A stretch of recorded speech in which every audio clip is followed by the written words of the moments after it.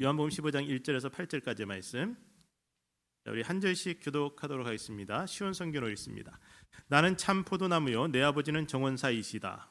내 안에서 열매 맺지 못하는 가지마다 아버지께서 잘라내시고 열매 맺는 가지는 더 많은 열매를 맺게 하려고 깨끗하게 다듬으신다. 너희는 내가 너희에게 해준 말 때문에 이미 깨끗하게 되었다. 내 안에 있어라. 그리하면 나도 너희 안에 있겠다. 가지가 포도나무에 붙어 있지 않으면 가지 스스로 열매를 맺을 수 없듯이 너희도 내 안에 있지 않으면 스스로는 열매를 맺을 수 없다.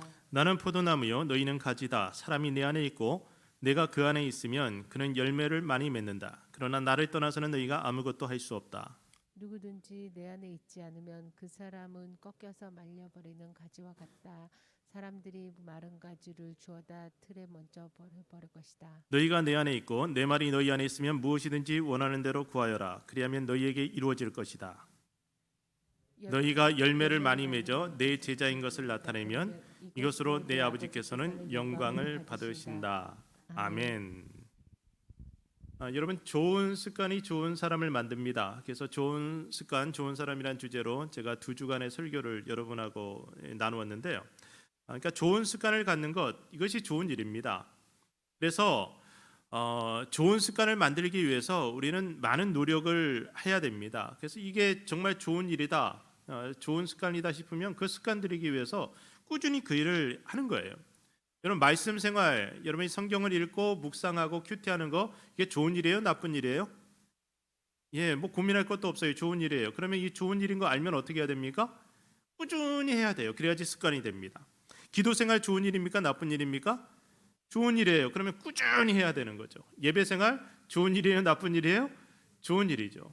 그래서 꾸준히 그것을 계속해서 반복적으로 하다 보면 이것이 습관이 돼갖고 이걸 하지 않으면 너무 불편한 상황이 됩니다. 그리고 그것을 습관으로 만들 때 나는 자연스럽게 하나님 앞에 좋은 사람으로 살아갈 수 있게 됩니다. 우리를 좋은 사람으로 만들어줄 확실한 일이라면 이것이 우리에게 습관이 될 수 있도록 우리는 하나님 앞에서 계속해서 발버둥 치며 살아가야 됩니다. 그래서 오른손이 하는 일을 왼손이 모르게 하는 것처럼 아예 우리가 하는 이 선한 일, 좋은 일들이 우리에게 습관화되도록 만드는 겁니다. 그러면 그 습관이 여러분들을 좋은 사람으로 만들어줍니다. 이렇게 좋은 사람이 되게 되면 좋은 사람은 반드시 또 좋은 열매를 맺게 됩니다. 그러니까 좋은 사람들이 있는 곳에 어둠이 사라지고요, 빛의 열매들이 맺히게 됩니다. 좋은 사람들을 만나는 모든 사람들이 그들로 인해서 하나님을 경험하게 되고 행복을 경험하게 됩니다. 그리고 좋은 사람들이 좋은 열매를 많이 맺게 되면 그것으로 인해서 세상 사람들이 하나님께 영광을 돌리는 일들이 나타나게 됩니다. 오늘 본문의 8절 말씀을 볼까요? 자, 읽어봅시다. 너희가 열매를 많이 맺어 내 제자인 것을 나타내면 이것으로 내 아버지께서는 영광을 받으신다. 자, 우리가 열매를 많이 맺으면 이것으로 하나님께서 영광을 받으신다는 거죠. 하나님의 자녀인 우리들이 이 세상에서 좋은 열매를 많이 맺게 되는 것, 이것이 곧 그들을 자녀 삼으신 하나님이 어떤 분인지를 세상에 보여주는 것입니다.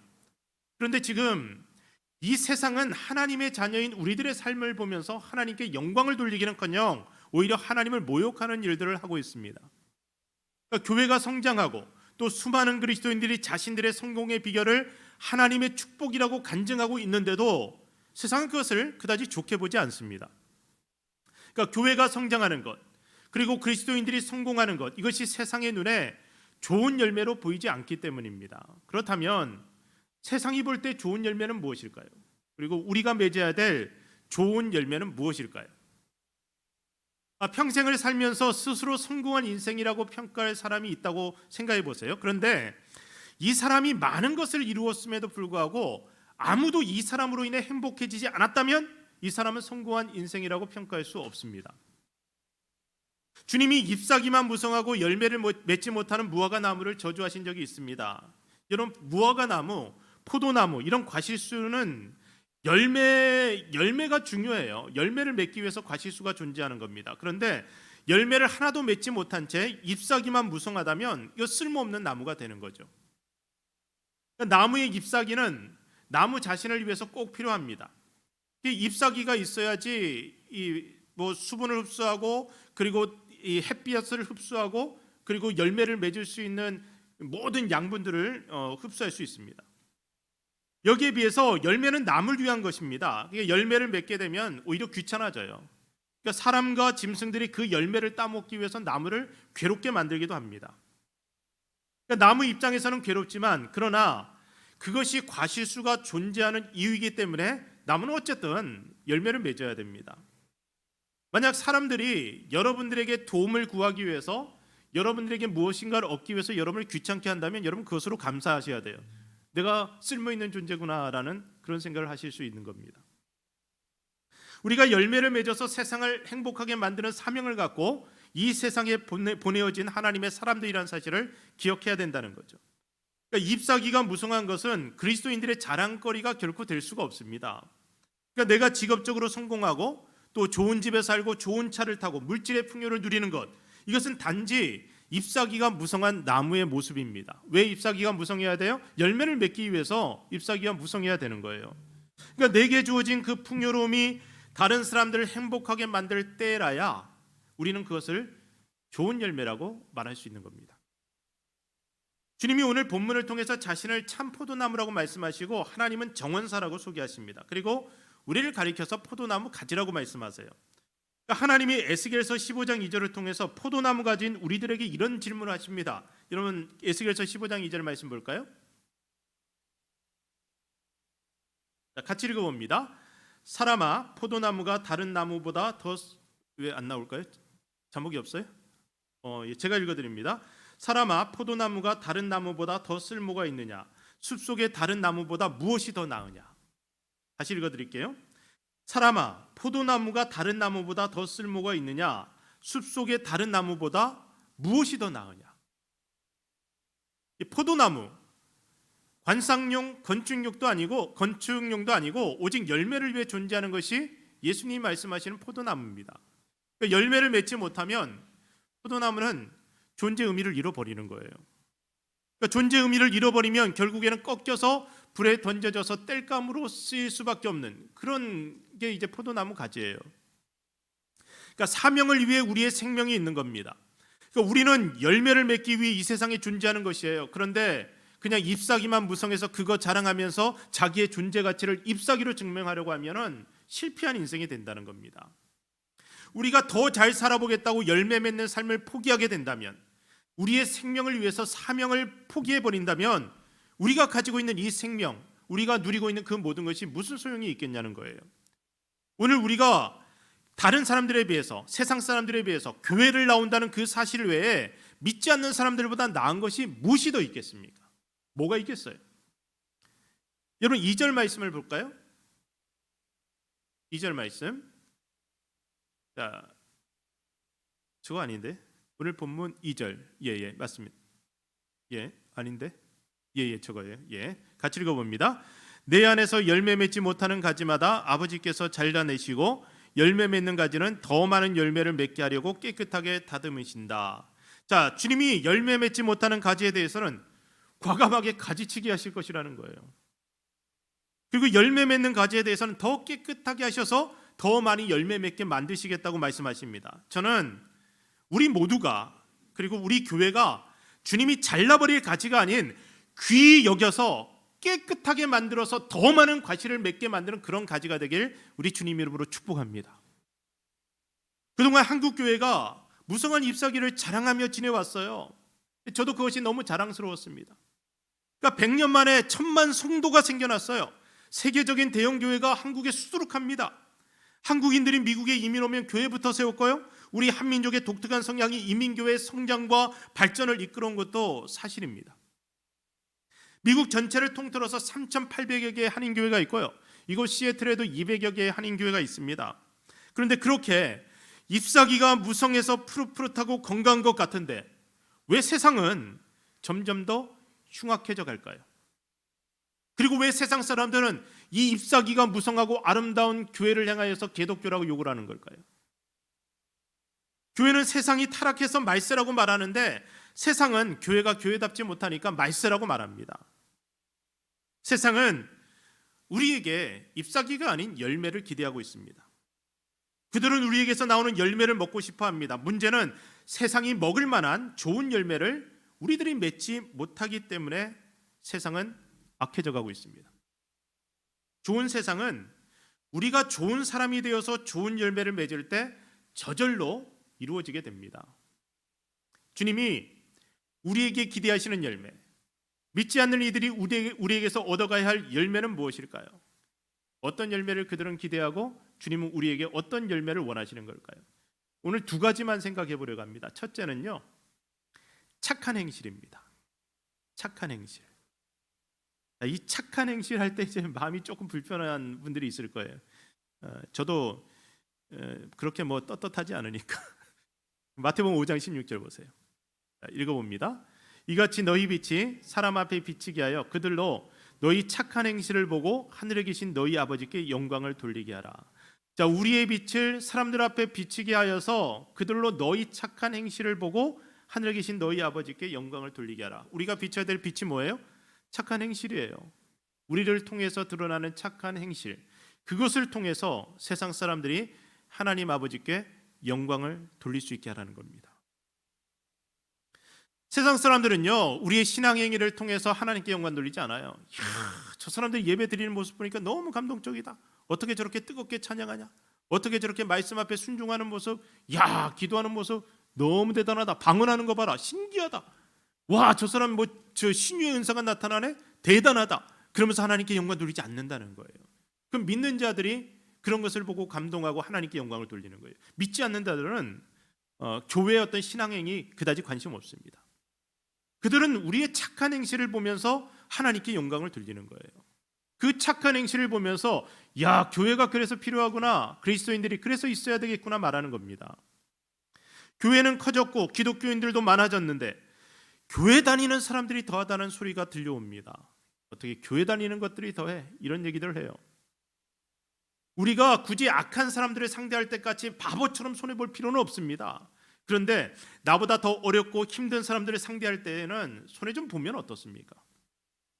하나님이 그 손해를 반드시 보상해 줄 거라고 저는 생각해요. 그래서 우리가 착한 행실을 통해서 세상에 하나님을 보여주려고 한다면 우리보다 어렵고 힘든 사람들을 상대할 때 우리가 좀 더 착하게 그들 앞에 서야 된다는 거예요. 그러니까 도움이 필요한 이웃을 보면 적극적으로 도와야 됩니다. 우리 교회는 주로 가난한 나라를 돕는 선교를 하고 있는데 그들이 우리의 도움을 필요로 하기 때문에 그들을 돕는 겁니다. 그러니까 아주 작은 헌신을 통해서도 그들을 위한 착한 일들을 우리가 많이 해낼 수가 있어요. 여러분, 구슬이 서말이라도 꿰어야 보배라고 합니다. 여러분에게 있는 많은 그 어떤 탤런트들이 있어요. 재능과 그리고 여러분의 그 물질과 여러분이 가지고 있는 많은 것들이 있습니다. 그런데 그것을 깨어내야지, 그것으로 무엇인가를 해야지 그것이 보물이 될 수 있는 거예요. 돈 그 자체는 불이한 것이 되기 쉬워요. 그런데 그것으로 이웃을 살리게 된다면 여러분의 물질이 하늘의 보화로 쌓이게 되는 겁니다. 우리가 지난 몇 주간 귀에 못이 박이도록 들었던 말씀 우리 다시 한번 읽어보려고 합니다. 디도서 3장 14절. 자, 읽어봅시다. 우리 모두는 열심히 선한 일을 하고 도움이 필요한 사람들에게 도움을 주는 습관을 길러야 합니다. 그래야 유익한 삶을 살았다고 할 수 있을 것입니다. 자, 열심히 선한 일을 하고 도움이 필요한 사람들에게 도움을 주는 습관을 길러야 한다. 그래야지 우리의 삶이 유익했다라고 말할 수 있다는 거예요. 착한 일을 하되 더 열심히 해야 돼요. 그러니까 주변을 부지런히 살피고 도움이 필요한 사람들을 열심히 도와야 됩니다. 그래야 우리의 인생은 하나님 앞에서 열매 맺는 인생이 될 수 있습니다. 오늘 다 같이 화면 보시면서 구호 하나 따라했으면 좋겠습니다. 자, 여러분 몸에다 문신을 새기라는 게 아니에요. 여러분 마음에 그 신비에 이 구호 하나를 새겼으면 좋겠습니다. 따라해 봅니다. 착하게 살자. 시작. 착하게 살자. 여러분 착하게 살아야 돼. 그래서 착하게 살아야 돼. 어디 식당 가서 종업원들에게 함부로 하는 그런 모습, 기독교인들은 그런 거 안 했으면 좋겠어요. 예전에 아주 예전 얘기인데, 어떤 우리 교회 성도님들하고 옛날 교회 성도님들하고 같이 식당에 갔는데, 권사님 한 분이 종업원이 좀 서빙을 이렇게 잘 못했던 것 같아요. 근데 우리 목사님 모시고 왔는데 이게 뭐냐고 막 그러는 거예요.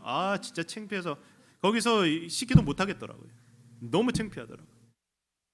이게 내가 목사인 게 드러나고 내가 그리스도인인 게 드러나고 우리가 교회라는 것이 드러났으면은 손해도 봐야 되고요. 좀 더 착하게 행동해야 됩니다. 자, 두 번째 열매인데요. 이건 훨씬 더 어렵습니다. 이것은 착한 성품과 인격입니다. 갈라디아서 5장 22절 23절 말씀 보면요, 성령의 열매에 대해서 말씀하는데 사랑과 희락과 화평, 오래 참음, 자비, 양선, 충성, 온유, 절제. 자, 이런 모든 것이 성품입니다. 그러니까 이 성품이 바로 좋은 열매라고 말씀하시는 거예요. 물론 교회의 성장, 웅장한 건물, 세련된 프로그램 이런 것도 열매가 될 수 있을 거예요. 그런데 세상을 주님께로 이끌 수 있는 진짜 열매는 그리스도인들의 착한 성품과 고상한 인격이에요. 그러니까 내가 사랑과 기쁨이 충만한 사람이라면, 내가 인격적 매력으로 충만한 사람이라면 나로 인해서 주님께 돌아오는 사람이 더욱 많아질 것입니다. 이게 우리에게 평생토록 훈련하고 다듬어가야 될 부분이에요. 처음 시작점이 좋지 않은 사람들은 여기에서 굉장히 할렐루야를 외칠 수 있어요. 성격이 워낙 개판인 사람은요, 여기서 발전할 것밖에 안 남았잖아요. 그러니까 내가 지금 이 절대적인 기준에서 이런 고매한 성품, 인격을 가져야 된다는 것을 의미하는 것이 아니라 내가 예수님 믿고 날마다 그리스도 안에서 다듬어져가는 모습이 나를 보는 사람들이 그걸 볼 수 있게 된다면, 야, 예수님 살아있구나 라고 생각하는 거죠. 저 사람 개망난이었는데 어떻게 저 사람이 저렇게 됐을까? 좀 바뀌었어. 이것만으로 세상 사람들은 하나님을 볼 수 있다는 거예요. 과거에 실패한 전도 방법 중에 예수천당 불신지옥이 있습니다. 사람들 앞에 예수천당 불신지옥 회개하라 선포하는 거예요. 이것이 한동안 한국교회에서 유행했었어요. 저도 전도사 시절에, 교육전도사 시절에 강남역에 가서 그 예수천당 불신지옥 외치고 그랬습니다. 제가 좋아서 한 건 아니에요. 담임 목사님이 그걸 열심히 하셨기 때문에 강제로 갔어요. 강제로. 그래서 강남역 그 한복판에서 사람들 그렇게 오고 가는데 거기에 버스 대절해서 한 5, 60명이 가요. 그리고 거기에서 부목사님, 그분도 강제로 하는 거였어요. 원해서 하는 건 아니었어요. 이 메가폰 들고 거기에서 무릎 꿇고 통성으로 기도하자 그러면 거기 교인들이 가서 거기서 무릎 꿇고 통성으로 그냥 그 사람들이 지나가는데 막 기도를 하는 거예요. 방언도 하고. 그러고 나서 사람들을 향해서 그 강남역은 죄의 소굴이라고, 죄지러 온 사람들 많다고. 그래서 그 사람들을 눈을 보면서 손가락을 딱딱 가르치면서 예수천당 불신지옥 회개하라, 간음하지 마라, 거짓말하지 마라, 이걸 외쳤어요. 근데 개인적으로 그게요, 저한테 도움이 되긴 했어요. 뭐냐면 그렇게 사람들한테 회개하라, 간음하지 말라, 도적질하지 말라 이렇게 외치려고 하니까 한 주간 제가 얼마나 찔림이 되는지, 거룩하게 살기 위해서 발버둥 쳐야 되더라고요. 근데 문제는 뭐냐면 그런 좋은 효과가 그렇게 선포하는 사람들에게 있음에도 불구하고 그곳에서, 강남역에서 그걸 지켜보는 사람들은 교회에 대해서 오히려 불편한 마음들이 더 커져가는 거예요. 그러니까 사실 이 예수천당 불신지옥 이 구호는요, 일제강점기 때 이 구호를 통해서 복음을 전했던 최건능 목사님이라는 분이 있어요. 이분은 뼛속까지 그냥 예수 그리스도로 충만했던 사람입니다. 그러니까 이분이 선포한 그 메시지가 사람들 마음속에 회개의 역사를 일으켰고요, 그분의 삶을 통해서 사람들의 변화받는 역사가 있었어요. 그런데 지금 기독교인들이 그렇게 좋은 영향력을 끼치지 않는 상황에서 예수천당 불신지옥을 외치면 사람들은 거부 반응이 생기는 거예요. 여러분, 이 사진 한번 보세요. 스님 머리에 손을 얹고 이 기도하는 사람, 이 사람이 그 예수천당 불신지옥 하는 사람이에요. 여러분, 이걸 보고 어떤 느낌이 드십니까? 야, 저 사람 믿음 충만하네, 정말 당당하네, 야, 저 사람은 저렇게 다니면서 이제 간증을 했을 거예요. 그런데 여러분, 무례함이 보이지 않습니까? 무례해 보이지 않아요? 여러분, 기독교는 그렇게 무례한 종교가 아니에요. 기독교는 무례하지 않습니다. 사람들이 은혜 받으면 가슴이 뜨거워져요. 그래서 열심히 기도하고 성령 충만해지는데 문제는 뭐냐면 가슴이 뜨겁다 못해서 머리까지 뜨거워지는 거예요. 이게 뭐예요? 머리가 뜨거워져서 생각을 못해요. 생각을 못하는 겁니다. 무례한 이들이 그렇게 당당하게 복음을 전하지만 대부분의 세상 사람들은 그런 이들의 무례한 모습을 보면서 오히려 하나님과 점점 더 멀어지게 됩니다. 잠언서 11장 30절 말씀을 보겠습니다. 읽어봅시다. 의인의 열매는 생명나무이며 지혜로운 자는 사람을 얻는다. 자, 우리의 인격과 성품, 그리고 우리의 삶이 세상 사람들에게 매력을 줄 때, 그때 우리는 사람들을 얻게 됩니다. 사람들이 본받고 싶은 매력이 없다면 그렇다면 거룩한 열매가 나타날 수 없어요. 우리의 사업도 가정도 신앙생활도 매력이 있어야지 잘 됩니다. 지금 나 때문에 그리스도인이 되고 싶은 사람이 얼마나 있을까요?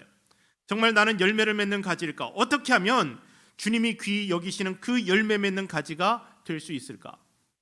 지난주 우리가 좋은 사람 좋은 열매라는 제목의 말씀을 통해서 가지가 열매를 맺기 위해 할 유일한 일은 나무에 잘 붙어있는 것뿐이라는 사실을 배웠습니다. 오늘도 동일한 내용으로 한 번 더 열매 맺는 방법에 대해서 강조해서 말씀드리려고 합니다. 5절 말씀. 자, 5절 말씀 읽어봅시다.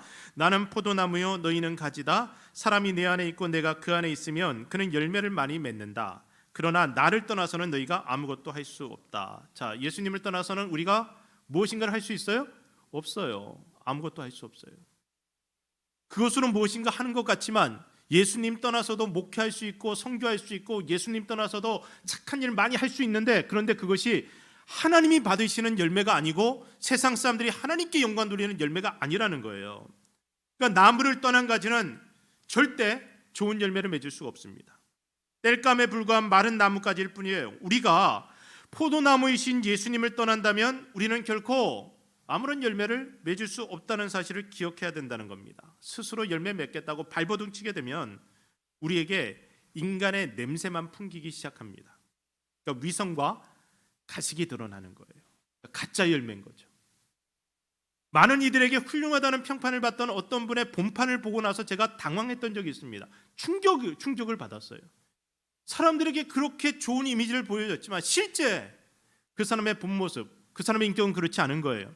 그동안 위선의 가면을 쓰고 사람들을 대해왔기 때문에 그랬던 겁니다. 그러니까 감추인 것은요, 언젠가는 드러나게 되어 있습니다. 그래서 여러분이 여러분의 그 신앙 인격에 대해서 컨닝할 필요가 없어요. 너무 고상한 척하고 살면 안 됩니다. 드러나요. 그러니까 내가 도달할 수 있는 수준까지만 고상한 척해야 돼요. 그런 모습이 되기 위해서 내가 발버둥치고 그런 모습이 되고 나면 조금 더 목표를 더 잡아서 조금 요 정도의 고상한 모습으로 내가 살아야 되겠다 해서 사람들에게 그런 모습을 보여주는 거예요. 이것은 위선이 아니라 예의예요. 예의. 친절한 예의입니다. 그 예의를 가지고 내가 사람들을 대하지만 나는 이런 사람이 되기 위해서 이 속에서 발버둥치는 거예요. 그런데 이게 너무 간격이 크면 어떻게 될까요? 나는 이 정도 수준의 사람인데 이 정도 수준의 사람인 것처럼 사람들에게 보이려고 하면은 여기서 가면을 쓰지 않을 수가 없어요. 근데 이 가면이 안 벗겨집니까? 벗겨져요. 벗겨진다는 거예요. 세상 사람들이 기독교인들을 보면서 가장 크게 실망하는 부분은 위선이에요. 위선. 그러니까 거짓입니다. 거짓. 주님은 지금 우리들에게 열매 맺으라고 윽박지르고 계시지 않습니다. 그냥 잘 붙어 있으라고 말씀하시는 겁니다. 내가 열매 맺지 못해서 한탄하고 발버둥치는 것이 신앙생활이 아니라 내가 주님께 붙어 있기 위해 발버둥치는 것, 그것이 신앙생활입니다. 그냥 가지가 나무로부터 영양을 공급받을 때 때가 되면 열매를 맺게 되는 거예요. 붙어 있기만 하면. 그러면 때가 되면 저절로 열매를 맺습니다. 주님께 붙어 있다는 것, 그것은 주님을 철저히 신뢰하는 것을 의미합니다. 범사의 주님의 주인 되심을 인정하고 살아가는 것이 주님께 붙어 있는 것입니다. 여러분, 힘들 때, 어려울 때도, 일이 꼬이는 것 같을 때도 주님 안에 머물러 있는 것, 이것이 주님께 붙어 있는 겁니다. 나를 사랑하시는 주님이 내 인생을 주관하신다는 사실을 믿고 그 리더십 안에 머물러 있는 것, 그것이 붙어 있는 거라는 거예요. 여러분, 예레미야 29장 11절입니다. 예레미야 29장 11절. 자, 읽읍시다. 나 여호와가 말하노라. 너희를 향한 나의 생각은 내가 아나니 재앙이 아니라 곧 평안이요 너희 장래에 소망을 주려 하는 생각이라. 자, 너희를 향한 나의 생각, 내가 분명히 아는데 재앙이 아니고 평안이고 너희 장래에 소망을 주려 하는 생각이다. 그러니까 너희가 지금 고난을 당하지, 어려움을 당하지, 너희가 당황하고 있지, 근데 걱정하지 마. 너희를 향한 나의 생각은 분명한데 이게 너 재앙이 아니라는 거예요. 분명히 소망을 주는 것이라는 거예요. 신앙생활 잘 하다가 삶에 폭풍이 불어닥치면 믿음이고 뭐고 다 필요 없다 그러면서 주님 떠나는 사람들이 있어요. 신앙생활 소홀히 하는 사람들이 있어요. 그런데 그렇게 맺는 사람들은 결코 열매 맺는 삶을 살 수 없다는 거죠. 성공도 사실 수많은 실패의 과정을 통해서 이루어지는 겁니다. 그 실패의 과정을 지나는 동안 우리가 철저하게 신뢰해야 될 분은 하나님 한 분입니다. 우리를 향한 하나님의 생각과 계획을 철저하게 신뢰하고 하나님께 내 인생을 맡기는 것, 그것이 붙어 있는 거라는 거예요.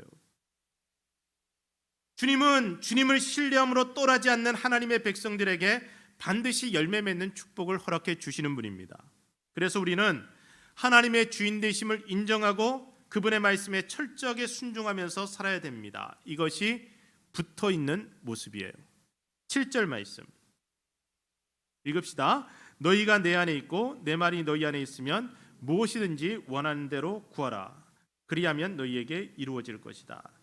주님의 말씀이 우리 안에 거하게 된다는 이 말씀은 주님의 말씀으로 내 생각을 지배하게 한다는 말씀입니다.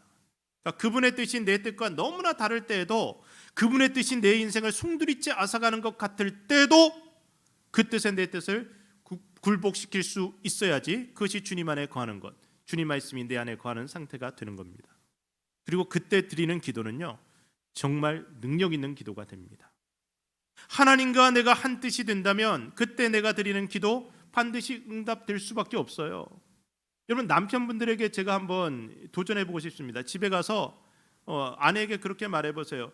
오늘 설거지 내가 할게. 여러분, 이 기도 응답될까요? 응답되지 않을까요? 여러분, 거의 100% 응답돼요. 왜냐하면 아내가 원하니까. 그러니까 아내가 원하는 얘기를 내가 하면은 그러면 응답돼요. 하나님이 원하는 것을 내가 강구할 때 그거는 반드시 응답되게 되어 있습니다. 그런데 우리는 기도할 때 일반적으로 우리 생각과 꿈을 가지고 하나님께 기도하게 돼요. 그것을 기도 제목이라고 우리는 흔히 표현합니다.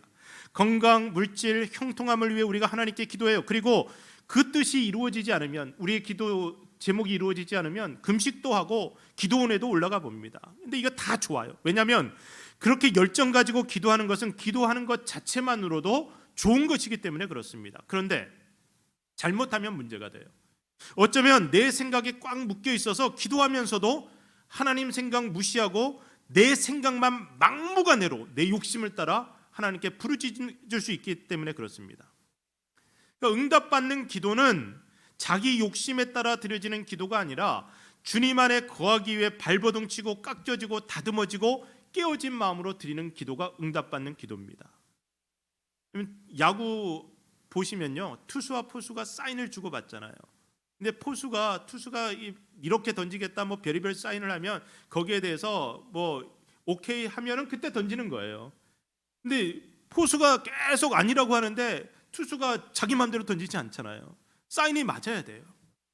그러니까 우리가 하나님 앞에 기도를 하는데 하나님이 우리 마음의 생각을 계속 바꿔 가신다면, 나는 정말 이 길로 가기 위해서 하나님 앞에 막 부르짖어 기도하고 주세요 주세요 주세요 하는데 하나님께서 내 마음을 계속 불편하게 만드신다면 다시 말씀으로 돌아가야 되는 거예요.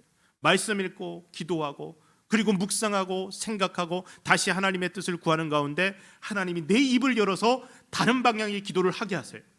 그때 내 마음에 말할 수 없는 평안이 밀려오면 그것이 응답이에요. 그것이. 그러니까 아무것도 염려하지 말고 오직 모든 일에 기도와 간구로 너희 구할 것을 감사함으로 하나님께 아뢰라. 그리하면 모든 지각에 뛰어난 하나님의 평강이 그리스도 예수 안에서 너희 마음과 생각을 지키시리라. 그러니까 우리의 마음과 생각을 하나님의 평강이 그리스도 예수 안에서 우리의 마음을 지킬 때 바로 그때가 응답된 거예요. 바로 그게 하나님이 기뻐하시는 기도라는 겁니다. 그래서 내 자신이 깨뜨려지는 기도를 드린 후에 그때 마음의 평안이 밀려온다면 그때 드려지는 기도는요, 진짜 능력 있는 기도가 되는 겁니다. 어떤 분은 위로받고 싶어서 교회 나오는데 마음에 불편한 말씀을 들으면 속이 상한다는 거예요. 내가 이런 소리 들으려고 교회 왔냐 그래요. 여러분, 그런데 우리는 그런 소리 들으려고 교회 오는 거예요. 마음에 불편한 말씀을 듣기 위해 교회 오는 거예요. 근데 불편한 말씀을 들으면 어떻게 해야 됩니까? 하나님을 깨트려야 됩니까? 나를 깨트려야 됩니까? 나를 깨트려야 되는 거잖아요. 그래서 그 말씀에 나를 깨트릴 때, 말씀으로 인해 불편한 마음이 생기는 그 순간이 은혜 받기 직전이란 사실을 여러분이 깨닫고 말씀 앞에 깨지기만 되면 그 순간에 하나님의 위로와 능력이 여러분의 인생 가운데, 삶 가운데 밀려오는 것을 경험하게 되는 거예요. 그래서 불편해질 때 하나님이 내게 은혜 주시려 하는구나, 그거 여러분 깨달으셔야 돼요. 사도 바울은 자신의 질병, 육체의 가시를 놓고 그거 없애달라고 3번이나 간절히 기도했어요. 그런데 하나님의 응답은 내 은혜가 내게 족하다, 내 능력이 약한 데서 온전해진다라고 말씀하십니다. 이 응답받고 깨끗하게 자신의 생각을 비워버립니다. 그리고 그 순간이 그에게 열매 맺는 순간이 되었습니다. 그는 진정으로 그리스도 안에서 자유한 자, 참된 능력자가 된 겁니다. 내 뜻을 이루기 위해 하나님의 뜻을 꺾는 것은 축복이 아니라 저주예요. 내 뜻대로 이루어지면 그러면 그건 저주받는 겁니다. 너무 고집을 피워서 자기 뜻대로 해달라고 둘러대면 하나님이 해주시기도 해요. 근데 하나님이 어떤 마음으로 해주시냐면 아직 고생하면 직사게 해봐라 하고 해주시는 거예요. 그러니까 내 뜻을 이루기 위해서 발버둥 치는 거 여러분에게 결코 좋지 않습니다. 너희를 향한 나의 생각은 내가 안 하니 재앙이 아니라 평안이요 너희 장래에 소망을 주려 하는 생각이라. 이 하나님의 생각을 믿고 하나님, 저를 향한 하나님의 생각이 무엇입니까? 저를 향한 하나님의 뜻이 무엇입니까? 제가 어떻게 해야 되겠습니까? 하나님 앞에 모든 것을 맡기고 하나님의 뜻을 구할 때, 그때 하나님의 뜻이 내 속에 들어와서 나를 지배하게 되면 그 뜻대로 드리는 기도, 이것이 진짜 능력 있는 기도가 된다는 거예요. 여러분을 누구보다 잘 아시는 주님께서 여러분에게 가장 좋은 것을 주신다는 사실을 믿으시기 바랍니다. 그래서 주님의 뜻에 여러분의 생각이 깨지는 것, 그것이 축복입니다. 그러니까 예배 가운데 와서 우리가 예배 듣고 말씀 듣고 기도하는 가운데 여러분의 생각이 깨지는 순간 여러분이 할렐루야를 외치시면 돼요. 여러분의 생각대로 될 때 할렐루야가 아니라 진짜 큰 은혜는 내 생각이 깨질 때 임하기 때문에 그렇습니다. 예수님은 한 알의 밀이 땅에 떨어져 죽지 않으면 한 알 그대로 있고 죽으면 많은 열매를 맺는다고 말씀하셨습니다. 여기서 죽음은요, 땅 속의 수분과 온도 같은 것이 작용해서 밀알의 껍질이 깨어지는 것을 의미합니다. 이 껍질이 깨어져야만 그 속에 생명이 살아나고 자라나서 결국 열매를 맺게 됩니다. 우리의 생각과 욕심이 깨어져야지 우리 속에 있는 주님의 생명이 드러나게 되는 겁니다. 우리 속에 주님의 생명이 갇혀져 있어요. 왜냐하면 내 생각, 내 욕심, 내 자존심, 이런 것들이 이 생명을 가로막고 있기 때문에 그렇습니다. 이것이 땅에 떨어져 깨어지지 않으면, 이 껍질이 깨어지지 않으면 우리 속에 거룩한 생명이, 예수 그리스도의 생명이 우리를 통해 드러날 수 없는 거예요. 그래서 정말 어떤 사람의 아름다운 모습을 우리는 어떻게 보냐면, 그 사람이 하나님 말씀 앞에 깨어져서 통회하고 자복하는 모습을 볼 때 우리는 그 속에서 그리스도의 생명력을 볼 수 있어요. 그를 통해서 흘러나오는 생명의 능력을 우리는 볼 수 있는 겁니다. 내가 깨어져서 그리스도 예수의 생명이 나를 통해 드러나는 순간, 그것이 바로 세상을 살리는 거룩한 성품이 되고 하나님께 영광 돌려드리는 착한 행실로 나타나게 됩니다. 사랑하는 성도 여러분, 이제 말씀을 맺으려고 하는데요, 여러분을 향한 주님의 생각을 철저히 신뢰하시기 바랍니다. 그리고 어떤 상황 속에서도 주님께 꼭 붙어 계세요. 그리고 주님 말씀으로 여러분의 생각과 여러분의 삶을 주장하도록 만드십시오. 그래서 좋은 열매 맺는 가지가 되어서 우리가 사는 세상을 좀 더 좋은 세상으로 만들어가는 여러분이 되시길 주 이름으로 축복합니다. 오늘 이 말씀을 듣고 순종하기로 결단한 여러분을 통해서 세상 사람들이 하나님을 만나고 영광을 돌리게 되기를, 그래서 여러분의 인생이 하나님 앞에서 유익한 인생이라고 고백할 수 있게 되기를 우리 주님의 이름으로 간절히 축복합니다. 기도하겠습니다.